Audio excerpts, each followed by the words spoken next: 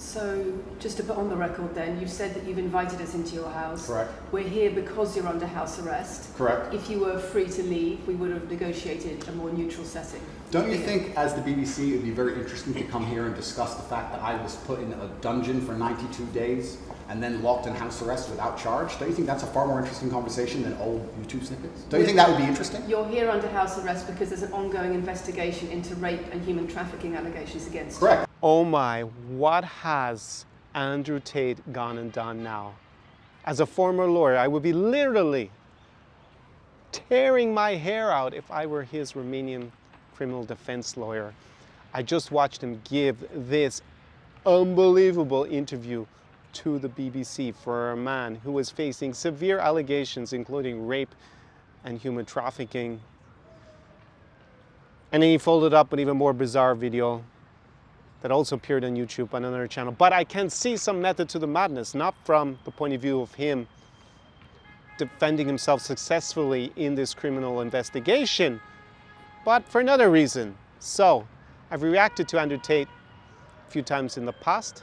I'll link up a playlist to the other videos because I will refer to them again rather than playing you the whole clips, the whole series of clips that I had to play.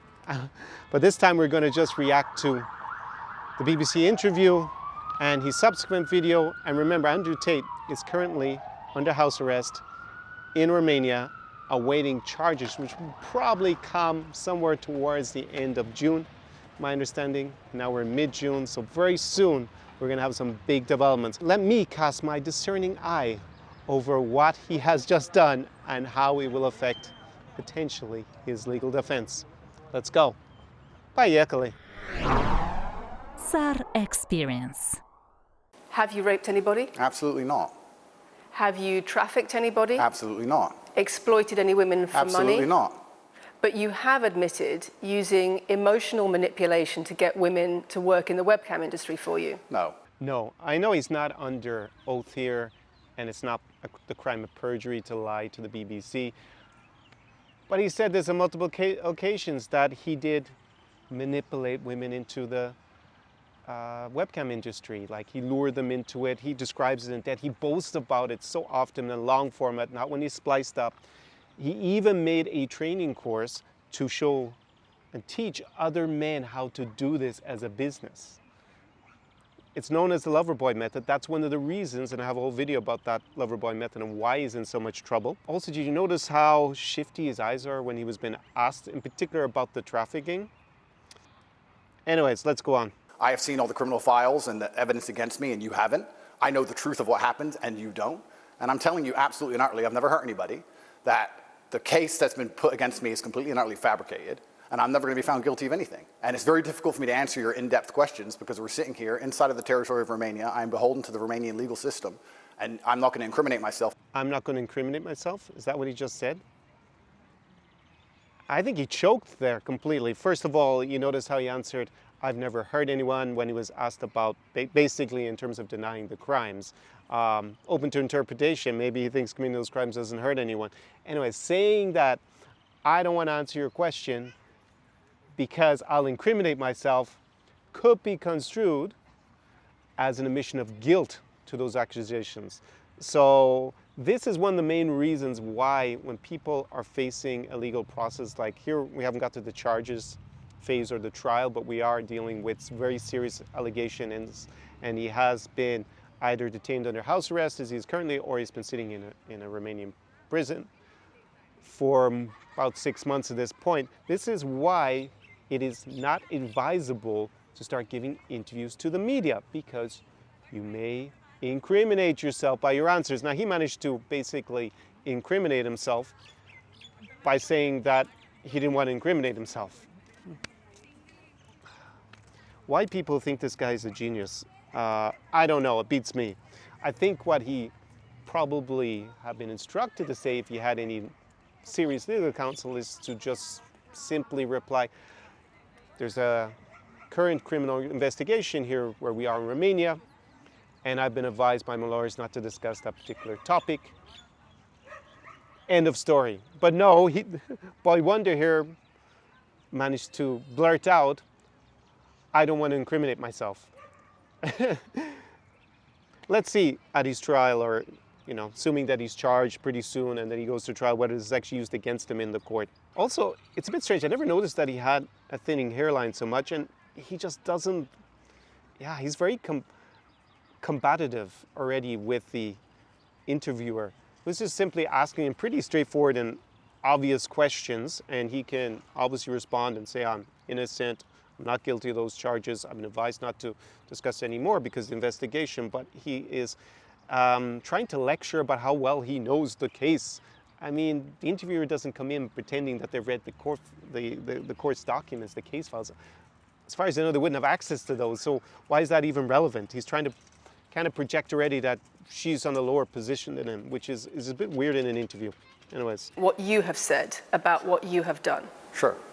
You have said, my job was to meet a girl, go on a few dates, sleep with her, get her to fall in love with me to the point where she'd do anything I say, and then get her on webcam so we could become rich together. I don't think that's what I personally said.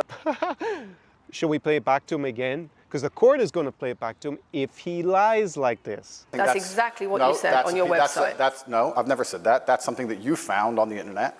Doesn't mean I've said it. In your words. And again, once again, if any female on the planet has a problem with me, I strongly recommend her to go to the police and try and pursue me for criminal charges. I'm actually such a nice person that I've never had anyone come at me. The BBC has spoken to somebody since your arrest who says exactly those things, that with you it's all manipulation, there's an ulterior motive to everything you do. Is this Sophie? Oh, it's Sophie, the fake name, no face. I was so intent on wanting to please him and wanting him to be happy that I was just kind of, yeah, okay, do whatever you want. And what is she accused? Has she accused me of a crime, this imaginary Sophie? She's making the point that there is Has she accused me of a crime? Emotional or psychological manipulation. I've asked you a question, and I've allowed you into my house. I'm asking you a question. Correct, but you're not the boss here, because I've allowed you into my house. I'm asking you the questions. Correctly, and I'm telling you. You get to decide the answers. No. I mean, this is already juvenile. The reason that he's invited her into her house is because he's under house arrest, right? It's not because she wanted to go to Andrew Tate's house or that she's a guest. It's because they have to do it there because he is in a world of trouble at the moment. And there, what is this, like, how does this help his case? That's my, it's not really baffling to me because, as we're going to discuss as I'm going to outline in a couple of minutes, there's an ulterior motive to his behavior. And it's a lot to do with the people around him as well as Andrew Tate's personality. But in terms of purely the legal case and putting himself in the best position to defend himself, none of this is helping at all. He just looks like he's an egotistical idiot at this point, at least in terms of how it will be interpreted, I presume, in front of a court. And much of this could be used as evidence against him in terms of his habit of lying, habitual lying, narcissism, the way he treats women. None of this is good visually. We're equal here. I've allowed you into my house. You don't come here with a position of authority. I'm doing you the favor as Legacy Media, giving you relevance by speaking to you. He's doing it for his own ulterior motives, but we'll get to that in a minute. It's not as a favor to the BBC, for sure. So everything that he has been denying, basically, in terms of what he wrote on his website, what he said in person on his training program, and in many podcasts and interviews, it's all verifiably false. His denials are false, right? You can just play the video, show the text on the website and say, there it is. And there's not much he's going to be able to do in a court of law to weasel his way out of that. All this where he pretends he never said it, you found something on the internet. Obviously, if he behaves like this, in the court, he's going to be, first of all, at risk of being held in contempt of court, perjury. So yeah, I'll be interested to see if he continues like this or he changes his tack. Plus his whole attitude to the interviewer, pretending basically that it's all about authority and power. It's just not a good look. Also, the fact he's been interviewed by a woman. He is notorious for his misogyny. Again, not a good look. None of this is helping his case. But anyways, I'm not going to shed a tear for him if he jeopardizes his case. It's the website you've taken down, and I wonder why those comments have been taken down. No website's been taken down. My website is the same, and it's been the same for a very long time. Another lie. They changed it from Hustlers University to, it's called The Real World. And so yeah, maybe he means they didn't take it down, they changed the URL. I don't know how that's technically not lying again, but I'm sure he'll make a good stab at that. Again, if he says this in front of the court, not gonna fly. You are accusing me, I'm guessing, what you're trying to say is you're accusing me and you're trying to say that I'm guilty of the things I'm accused of and that I'm emotionally manipulating people. I'm saying that you have said you emotionally manipulated people here for your own financial gain. No, absolutely not. It's 100% for financial gain. That is why he makes so much money from the controversy around him, is it drives traffic towards the website that he promotes. Whether he technically owns or not is not really clear to me anymore. Probably for legal reasons they want to get that away out of his purview, so it can't be seized if he's convicted and he has to pay compensation, for example. Maybe they have that asset protected in some way, so it's not technically his anymore, but that's what he is promoting, and that is how he presumably will make money. The more traffic and more subscriptions that come from that traffic, it doesn't even have to be from his link, it can also be with affiliates, and we're going to get to that also in a couple of minutes, and then he splits the revenue with them. So basically there are a lot of people making money, not just Andrew Tate himself, but a lot of people around him making money by driving this business. You And sell also- an image also, of financial it's- success correct. with a Bugatti and a cigar, but it comes with a side order of misogyny. How does having a Bugatti and a cigar come with misogyny? I am asking you about things that you have said that have caused major national organizations, including the police, to worry about you by name. That's what I'm asking you about. It's not what I said. It's about what you have said that has caused such concern in the UK. And I want to put it to you that you don't really care about the harm it That's not true. causes because That's not true. making controversial statements like this online has made you a lot of money. Okay, so first thing, I genuinely am a force for good in the world. You may not understand that yet. Yes, he does stand to make a lot of money from his controversy. That's part of, I guess, we could call it the genius behind his marketing strategy. I'll give him that. He did create a lot of controversy, a lot of eyeballs on the content that then could drive towards the website that can then be monetized. So that part, 100%. And you see how he strawmanned her argument about selling lifestyle with misogyny, which he's notorious for, along with posing with the Bugatti and looking like a complete twat, smoking a cigar all the time, very healthy lifestyle there. And that image of success then drives the traffic, along with the controversial comments that he makes towards his website. It is his image. It's kind of a juvenile response again. Again, the thing is, when he goes to a court, I really want to emphasize that, he's going to be in front of judges. He's not even in front of a jury, from what I understand. There's no jury trial in Romania for what he's accused of. So he's going to have to deal with professional judges. They're not going to tolerate this kind of response. He's just going to be in contempt. I genuinely am a force for good in the world. You may not understand that yet, but you will eventually. And I genuinely believe I'm acting under the instruction of God to do good things. Doing God's work. Let's just remind ourselves that this guy was running webcam where he got, let's put it very generously towards him, he put his girlfriends, the allegations are that they were trafficked victims, but his girlfriends on camera to do stripping. Again, being quite generous just to describe it as stripping. OnlyFans, webcam, possibly also contained pornography. This is what he puts his girlfriends up to, but he's doing God's work in effect.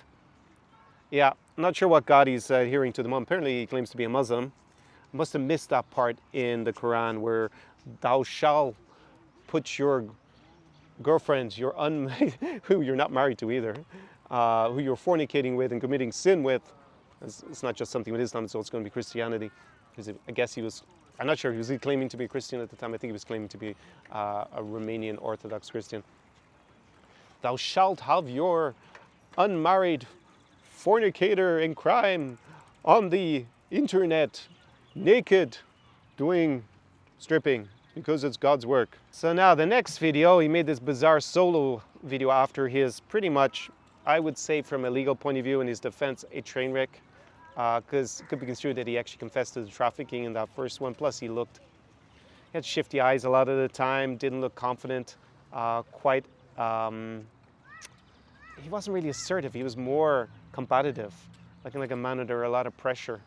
Also the hairline, surprised that it looks so receding. I hadn't noticed that before. Also his eyes, not projecting a man of confidence or a guy who's actually innocent in his responses.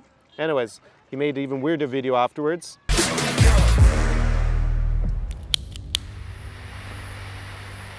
And he's back to smoking his cigar. Oh, you look so cool, Andrew Tate. Healthy lifestyle, smoking so many cigars, not really sure. Ignoring all context, ignoring everything positive I say about men and women and the world, and taking a single sentence and trying to pretend that's my entire worldview is not the bombshell you think it is. Nobody cares. Everybody understands what satire is. Everybody understands what a joke is. Everybody understands it's the internet. Everybody understands all of these things. So now it's all satire. On the BBC interview, denied it even existed, and now it's all satire. Yeah, no context for satire when he's selling a training program for money, teaching guys, and in his own words, he said you could run the exact same psychological manipulation as a street pimp, right? And prostitute women actually for sex on the street. This is one of the lowest forms of man possible, right? He's just one level above. He's just doing the digital, we'll call it stripping. May have also included pornography, but one of the lowest forms of a man, basically. And people are putting up why because he smokes a cigar and stands beside a Bugatti. Absolutely reprehensible as an individual, and that's not going to fly in a court either. Oh, it was all sarcasm. No, I didn't mean it. But we're getting to who it is going to work with. And then he plays back a part of the interview with the BBC. Now, he did record that on his own cameras, which is good, so we actually get to see it from start to finish.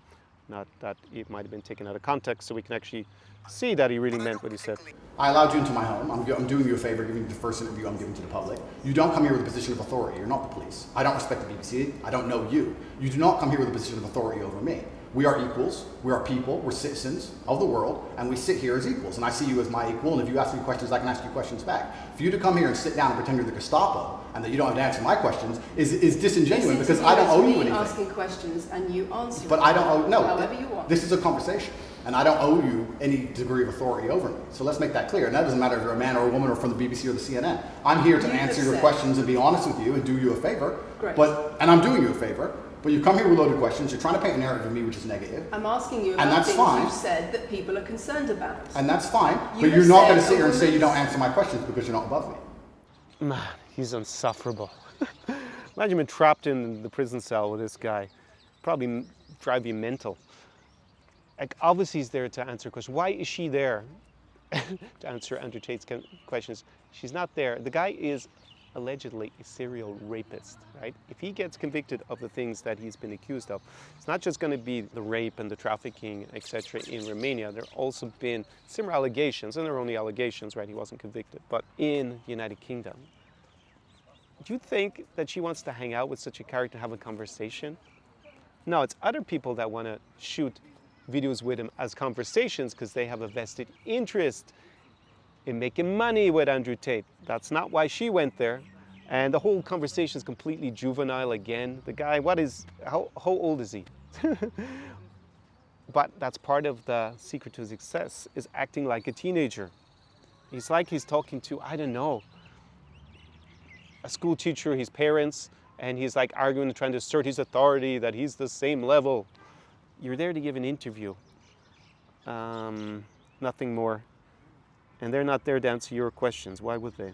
It's fucking stupid. So it seemed like the main gist of doing the second interview was to say that basically he never meant any of the stuff he said, self-snitching, boasting about committing crimes. Not very convincing in that, since he previously in the BBC interview denied it all, that it ever happened.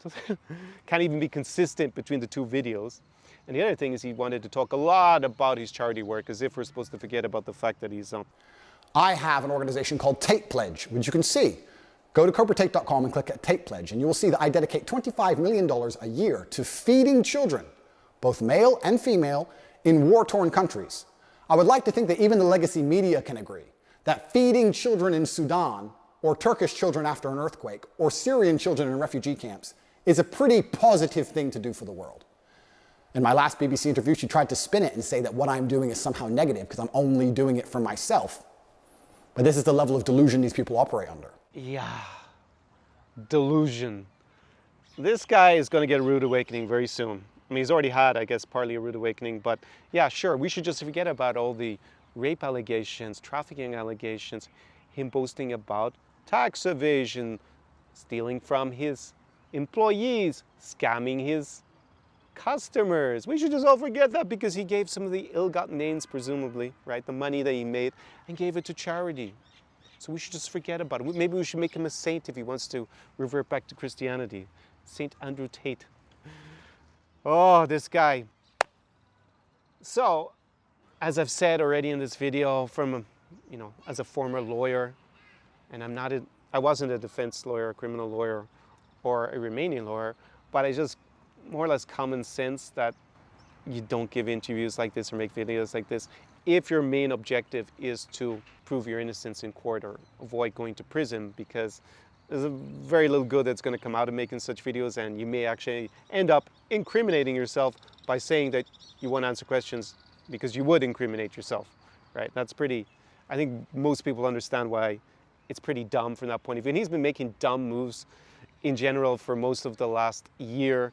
Like, he had actually gotten to Dubai. So I had assumed that he would not go back to Romania. But for some reason, he thought with an ongoing investigation, I'm going to leave the United Arab Emirates, go back to Romania, and all is going to be fine and dandy. And he actually reminds me, as a correlate to an article I read this morning in the Irish press about an alleged Irish mobster who had been also living in Dubai, and apparently the British and Irish and I think the American authorities are rather frustrated by the Emirati authorities' unwillingness to cooperate with investigations into the biggest, I guess some of the biggest criminals in the world, mobster bosses in the world, allegedly, who are residing now in Dubai, and also refusing to extradite them.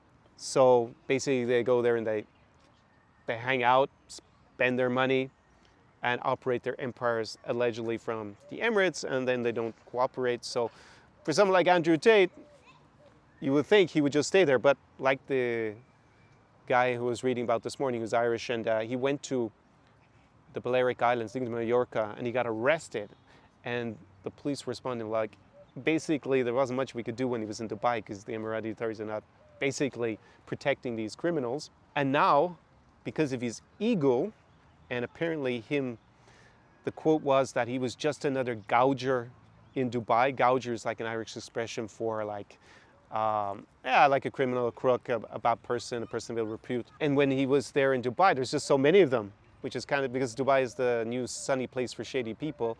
And then he wanted to be back amongst his kind of people who were Irish. That's why he flew for some, I think it was like a holiday meetup of people.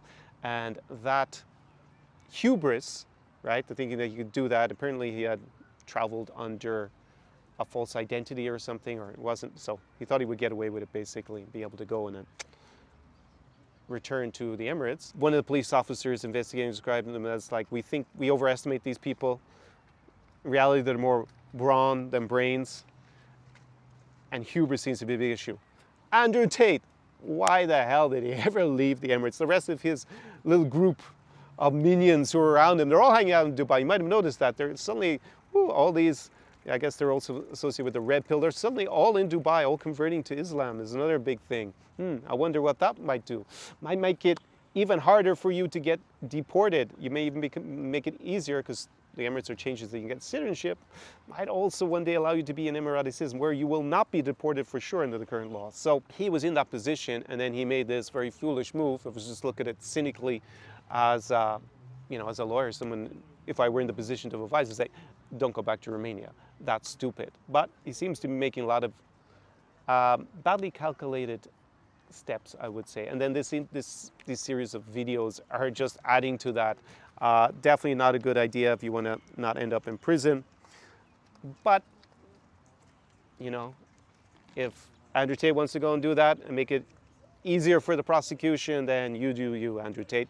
But there is some method to the madness, because obviously Andrew Tate has had a lot of success in creating controversy around himself and in terms of making a certain amount of money. Who knows if it's really that much, or it's definitely in the millions. Is it in the hundreds of millions? I doubt it, but he's definitely made a significant amount of money, and that is by harnessing that controversy around him. And there are a lot of people who are hangers-on around Andrew Tate, or advisors to him, or people in kind of, I guess you'd call the new alternative media, who make a lot of money from Andrew Tate. now. You got this guy, Patrick Bet-David, who's apparently just done another interview with him where they're gonna, show the real Andrew Tate and basically he's been advocating for Andrew Tate for the last 6 months. And why would someone do that? It's because there's a hungry audience for content around Andrew Tate because he's controversial. So even people who don't like him are probably gonna watch the video to get an interview to get outraged by him.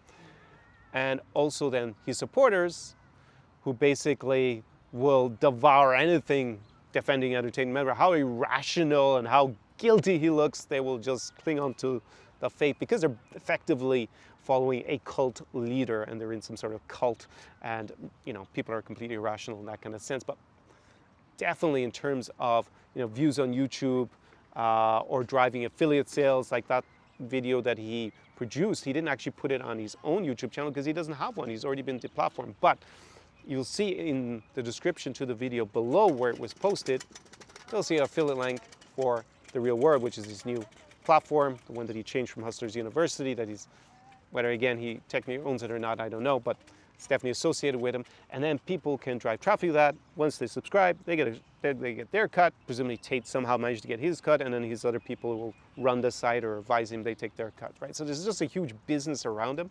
And I think the people who are close to him, who are advising him, who are his confidants, I'm not so sure they have his best interests at heart because it's only Andrew Tate, Tristan Tate, and the two other women who are allegedly accomplices. Presumably the others, if they're hanging out in Dubai, they probably wouldn't be silly enough to leave if they have been up to no good. But anyways, they stand to make lots of money from Andrew Tate acting like a complete buffoon because that's what his audience will eat up, and a certain section of his detractors will also, watch it and go mad and circulate it and leave comments, whatnot. So, and they can obviously, just on a very basic level, exploit that for advertising revenue or just build, a community around it and pitch them other stuff, make money from the affiliate links, to other programs, whether it happens to be that platform or another one. So definitely from that point of view, doing these kind of interviews makes a lot of sense. Gets the attention back on him as an opportunity to make money in the short run, because if you really believe that he's innocent, like from his point of view,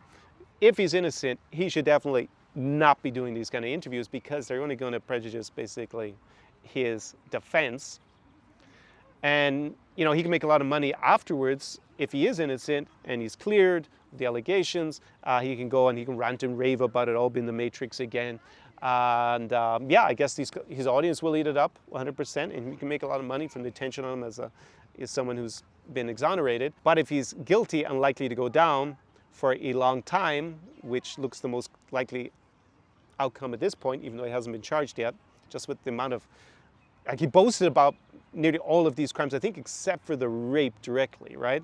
The rape allegation. I think he definitely boasted about the trafficking because of the Loverboy method. He outlined that, and he boasted about tax evasion. He boasted about perhaps even laundering money for the mob. Well, definitely been involved, with the whole casino business in Romania, robbing from his employees, scamming his customers, all this kind of stuff. So we'll see which ones he ends up in charge with, if any. If he is actually guilty, then maybe this is his opportunity to make some money.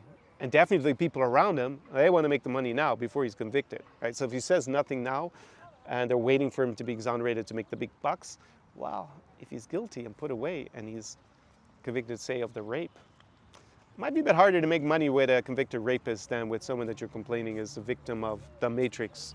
Now, anyways, that's just my 2 cents on maybe some of the incentives of the people around Andrew Tate. I don't feel an ounce of sympathy for him as a person, if that's who he listens to and who he surrounds himself with, and if they're exploiting him, well, let's see what the court has to say all about that. Imagine if he has this level of narcissism and grand delusion about his situation, at least that's the way I see it, right now. What is he going to be like after 10 years in prison, 15 years in prison? This guy is going to be a complete and utter fruitcake. And it will be interesting to see. He basically choked in that interview by blurting out that he'll incriminate himself if he answers, which basically incriminates himself. And it reminds me a lot of when he was stuck on the border de facto border between Moldova and Ukraine and Transnistria, and he spun the big story into how the Russian special forces, the Spetsnaz, were there. There were no Spetsnaz there. He made that part up, but who was there was the Transnistrian soldiers. I'm just a fucking idiot who went to a shitty song contest and got on the wrong taxi. My taxi driver, Mr. Moron, decided to drive through a fucking war zone. I didn't know. I didn't know this was still technically a war. I had no fucking idea. I look at the rally guy, who was kept separate to me and T. I kept looking out the window and the rally guy was still out on the gravel road. So I should have known not to trust a 12-year-old. He's standing outside with a gun pointed at his head, fucking wet in his pants. Me and Tristan are sitting there, arrested in our underwear, handcuffed, saying, look, we're not spies, we're not spies. Why are you dressed like soldiers? We're not spies. Anyway, I sat and said to the guy, I said, look, let me get my phone. I'll make some phone calls. This will go away. He says, you're not going to touch your phone for a very long time. I said, my friend. He said, don't call me your friend. I said, fine. I'm not a spy. I'm an idiot. Just take the money that's in my bag and let me go. And this is what I love about corrupt countries. He didn't say yes or no. He turned to his friend and said something in Russian. Da, da, da, da, da. They spoke in Russian for a few seconds, and I can guess what he said. He said, count how much money's in his bag. They went in my bag, and they started going through my bag looking for money. And they went through it, and they found about 7,000 American dollars. I've been in a similar situation. It is not very comfortable when they start, pointing their guns like this and implicitly threatening you and shouting at you in Russian. I've lived through that myself, described in another video. I'll link it up above and down below. But he choked in that situation. He gave the Transnistrians all his money. He told them all the money's there, take it. And he spun it to be like he's so cool, he just gave them all the money. That's what a choker does. So again, it's going to be really interesting if he is charged and it does go to trial. What's going to happen when he starts to behave like he did in his interview in front of the court? All will be revealed in due course. So if you're open to the idea of relocating for, say, 3 to 12 months per year to Eastern Europe and not end up in a Romanian prison cell or under investigation for rape, human trafficking, money laundering, and probably a whole host of other criminal offenses, then you need the insider. As I'm known by my former clients, they also call me the Special Forces. And my clients who come to Eastern Europe, they are looking to increase their freedom, something that probably Andrew Tate is not going to experience much of for the next decade, get better value for money, and of course, dramatically improve their dating life and go out with the 9s and 10s, the Olympian level beauty, maybe even marry a model here in Eastern Europe. And I say here in Eastern Europe because I'm actually in Central Asia today. I'm in Bishkek in Kyrgyzstan. But there's a good reason for that, and that is because I've recently with a client in neighboring Kazakhstan, which I do call Eastern Europe, just about, in Almaty, the almighty, amazing city. And actually, as a Western, we have just 30 days visa-free. We have to do a visa-free run to another country and then come back again. So actually, we spent the entire 30 days in Almaty, the city. It was that amazing. And the Zara experience, which I've been running for the last few years, it's really like the first step in coming to a city in Eastern Europe and setting yourself up to optimize your lifestyle and 5x it here in Eastern Europe. And it's not just here. Obviously, we have the Russo-Ukrainian war going on, which means that I'm not currently going with clients to Ukraine, Belarus, or Russia, but we have been coming, obviously, as I said, to Almaty in Kazakhstan. Absolutely amazing place, beautiful nature around it as well. Quality of life is spectacular there. Also to mad Moldova, to Chisinau, crazy Chisinau, the capital of Moldova. Ridiculously hot Riga in the north of Europe, in effect, northeastern Europe.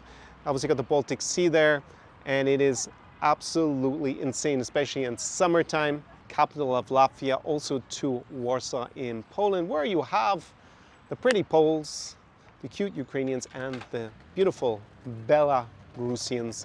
3 big communities in that city, in the capital of Poland at the moment, and I have been living it up with my clients over the last year in those 4 cities. And they are places that a lot of guys, especially a lot of my former clients who have been interested in moving to Ukraine in particular, but also a little bit to Belarus and Russia, they've been looking for alternatives, and they've been dipping their toes into the lifestyle that they can enjoy in those 4 cities. And the Zara experience is the first step. We are going to have an unforgettable long weekend together in one of those cities in Eastern Europe, and it will allow you to tap into my over 10 years of experience in this region.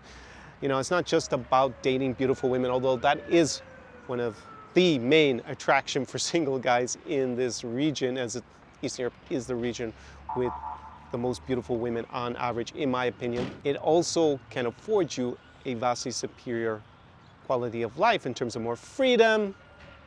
For many people in the West, we all remember the COVID lockdown, for example, wasn't really a good advertisement for freedom there. A lot of parts of Eastern Europe, you're going to have more freedom, and also because of the cost of living differences, you can get the same quality for a fraction of price and really optimize your lifestyle. But the Zara experience is not for everybody, and it is by application only. So down below, I have the application form. Now, before you go out and fill out the application form, then I encourage you to watch a few playlists. I'm gonna have them up on cards above and down below in the description. They are playlists that will show you through the vlogs that I made, both since the Russo-Ukrainian war was extended into this hot phase in February 2022. I have been going with clients, mainly, as I said, to Ukraine, Russia, and Belarus. Before, I have a few videos from that time with client testimonials. Also, the new cities. I'm adding vlogs as we develop them out here in the 4 new locations that we're currently going to. And the second playlist is about dating the 9s and 10s of Eastern Europe. They're super beautiful, and it's like a series of tutorials. Kind of almost finished it out at this stage, but I will be adding to it a little bit more. Go check those 2 out so you understand the mentality a little bit more, what the Zara experience involves. And as Wayne Gretzky, a famous Canadian of Belarusian origin, ice hockey player, once said, you miss 100% of the shots that you never take. So down below is the application form, and it could be you with me taking your first real step here with the Special Forces, with your insider, your Irish boy, in a city in Eastern Europe very soon, and having an absolutely unforgettable experience. This is Svidanya from Bishkek, Kyrgyzstan. Zara Experience.